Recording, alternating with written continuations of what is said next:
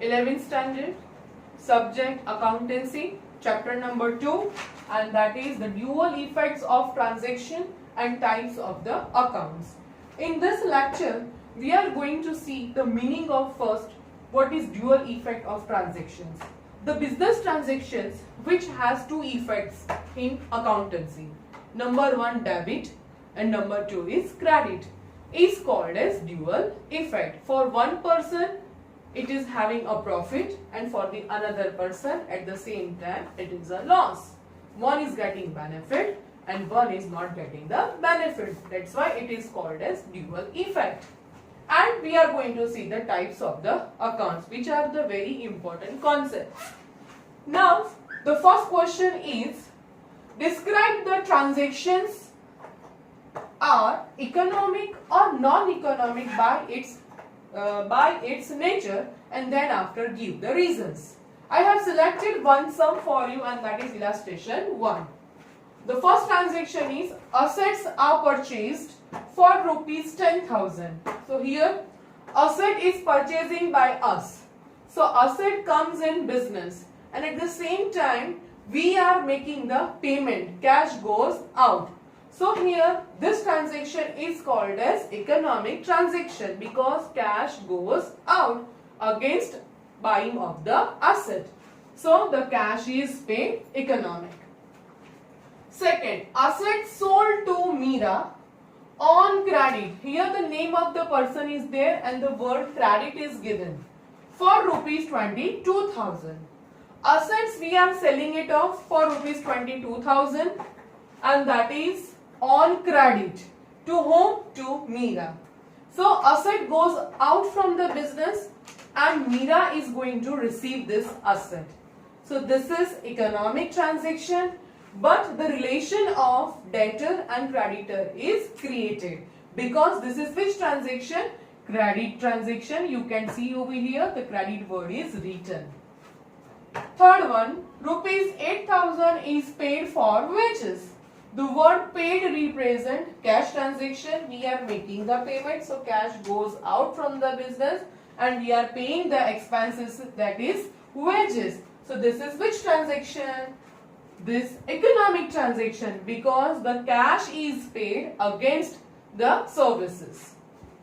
Receivables are of rupees 18,000 is received. From some persons I was supposed to receive 18,000 which are receivable is received. वो मुझे मिल गए हैं. So here it is economic transaction and the reason is the receivable is received in cash. Cash comes in business. So this is economic transaction. An order is received to supply the goods. So here we are just getting the order. There is no effect of this transaction. So this is called as non-economic transaction. Another examples are planning is made to increase the sales. A meeting is called for the salesman. So these are the transactions which do not have any effect in the business is called as non-economic transaction. Now let's see the second one.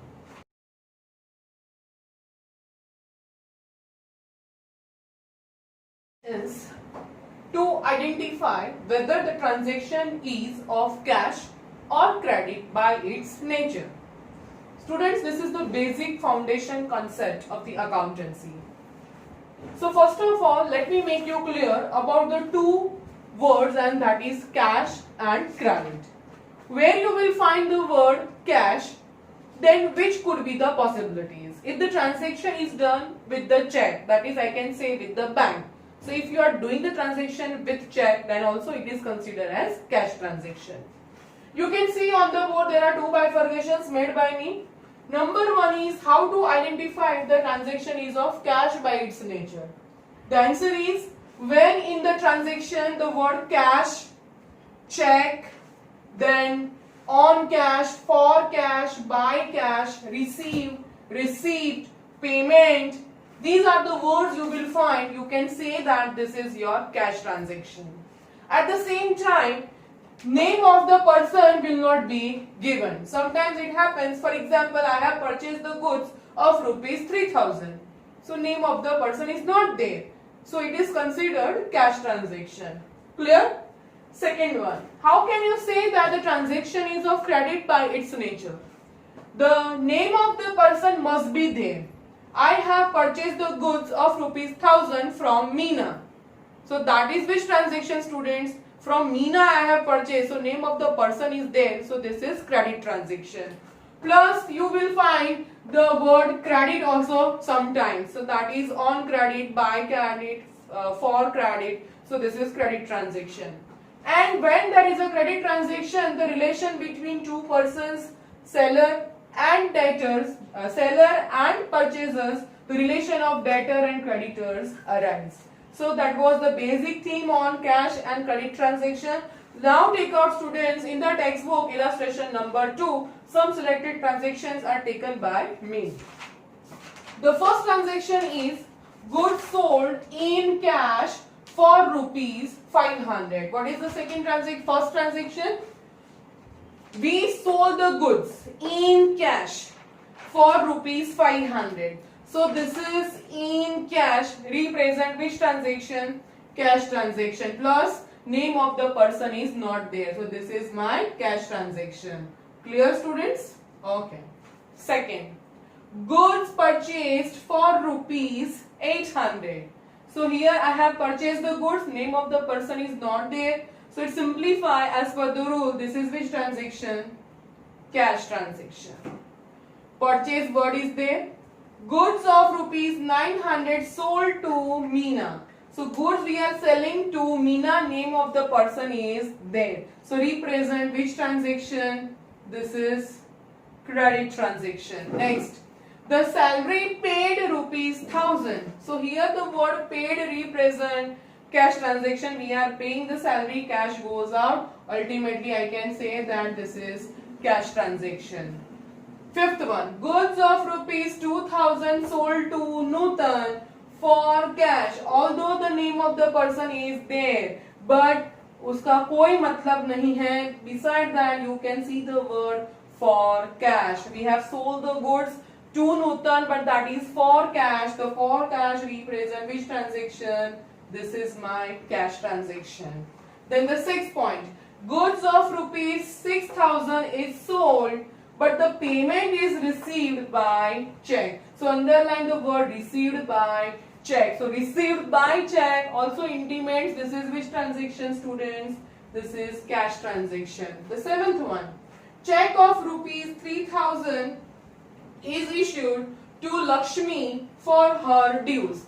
Because we are paying now, we have issued a check to Lakshmi as we have to make the payment. So when I issue the check, transaction done with the bank, it intimates this is which transaction, student? This is cash transaction. So the rest of the questions you can do at your own. Plus the transactions are also given in the exercise regarding to identify the cash transaction or credit transaction. Now let's see the next point.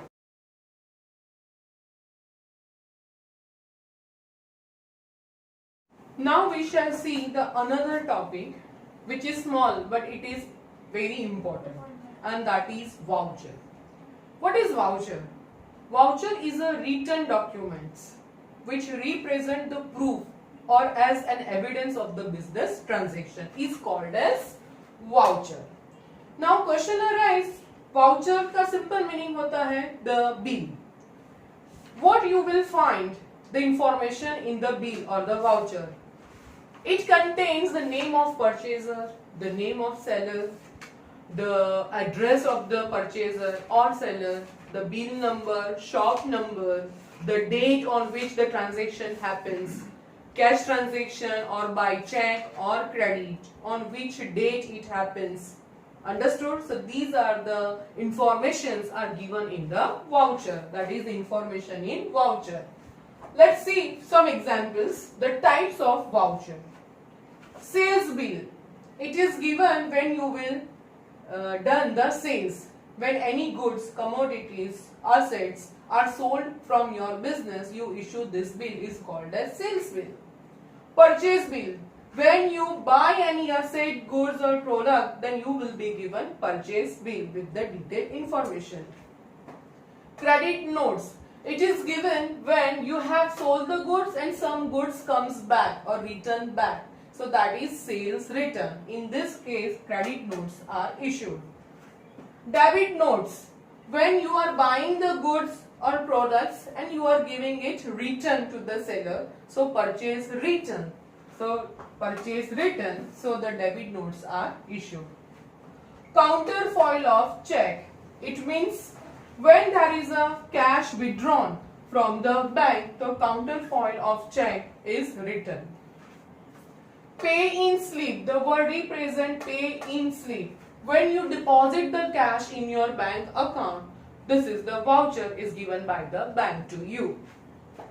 Expenses bill. Any type of expenses which are paid by cash or a check, you can have this voucher or a proof in the form of receipt. Is called as expense voucher. So here I complete the meaning, types and the details in a voucher. Now let's see the next topic.